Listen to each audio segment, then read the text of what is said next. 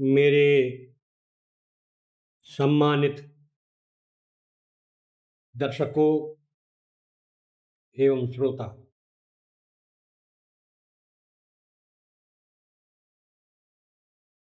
आज भारतवर्ष में ऐसी व्यवस्था हो गई है सामाजिक परिवर्तन की वजह से कि 5 पुत्र माँ-बाप का भरण-पोषण नहीं कर सकते। जबकि माता-पिता अकेले ने ही 5-5 पुत्रों का लालन-पालन किया है। ये बड़ी विडंबना है कि भारतवर्ष में इस तरह का चलन हो गया है कि पुत्रों पर कितना ही पैसा हो, लेकिन वो अपने बूढ़े माँ-बाप को नहीं रख सकते।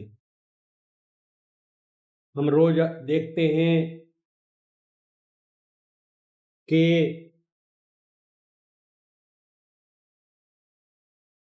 हम रोज़ अखबारों में भी पढ़ते हैं कि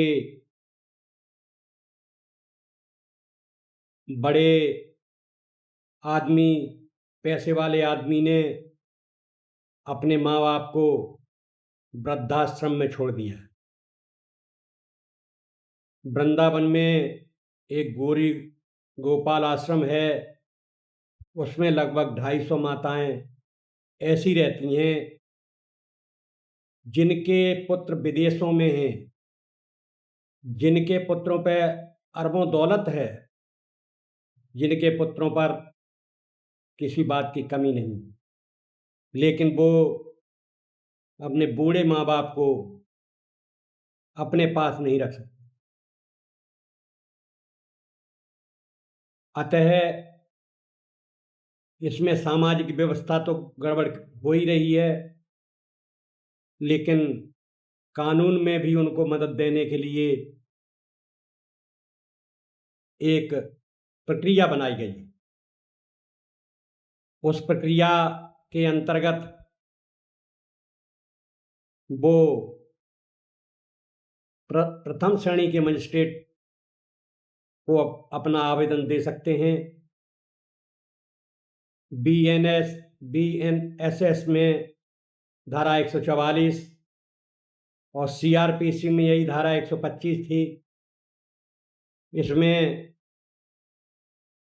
अपने आप को असमर्थ पाकर एक एप्लीकेशन माँ-बाप के द्वारा लगाई जाती है और उसमें ये निवेदन किया जाता है कि महोदय, हमारे पुत्रों पर हर तरह की सुविधा है, पैसा है, ज़मीन जायदाद है और उनकी ही खरीदी हुई ज़मीन पर वो खेती करते हैं, लेकिन वो उनका भरण-पोषण नहीं करते।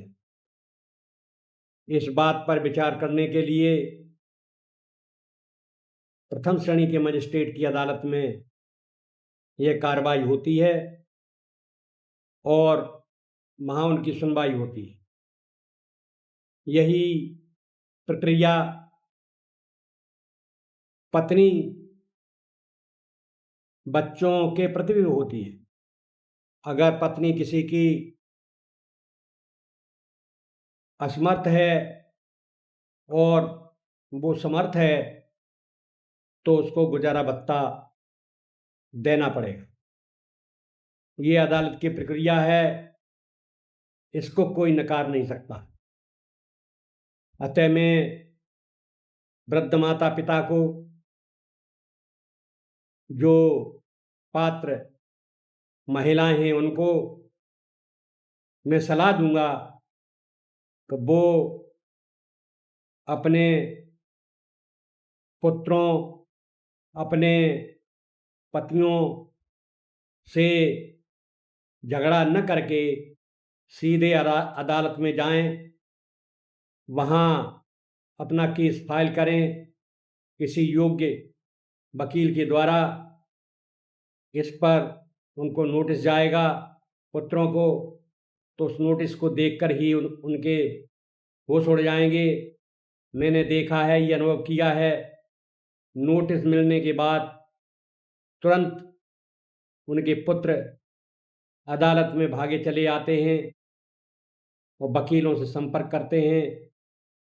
वकील उनसे बाकायदा एफिडेविट नोटरी का बनवाकर अदालत में जमा करते हैं कि हम इनका भरण पोषण अपने माँ बाप का, अपने बच्चों का, अपनी पत्नी का करेंगे। तो वो केस वहीं समाप्त कर दिया जाता है। लेकिन जहाँ तक मैंने देखा है, पत्नी के भरण पोषण की बात है, पति उस पर बहुत ऐतराज़ लगाते हैं, क्योंकि उससे उनका तलाक हो गया है या वो अपने पतियों से दूर रह रही हैं। इसमें उनको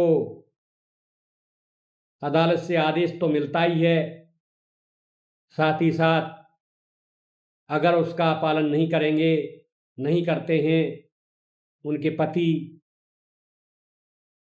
या पुत्र, तो उसको 1 महीने की सज़ा भी हो सकती है। और भरण पोषण की राशि, अंतरिम राशि की घोषणा होती है। अंतरिम राशि के बाद अगर वो फिर भी नहीं देते हैं भरण पोषण का पैसा, तो उनके खिलाफ वसूली की प्रक्रिया शुरू की जाती है। इस प्रकार मैं बड़े बूढ़े माँ बाप जिनके पुत्र समर्थ हैं, उनसे कहूँगा कि अपने पुत्रों से भरण पोषण की मांग करें, क्योंकि वृद्धाश्रम में जाना कोई बड़ी बात नहीं है और ऐसे पुत्रों को, अपने माँ बाप को वृद्धाश्रम में नहीं भेजना चाहिए। अतः धारा 144 BNSS के तहत कार्रवाई करके वो अपना पालन पोषण कर सकते हैं, अपनी ज़िंदगी को आगे बढ़ा सकते हैं। जय हिंद।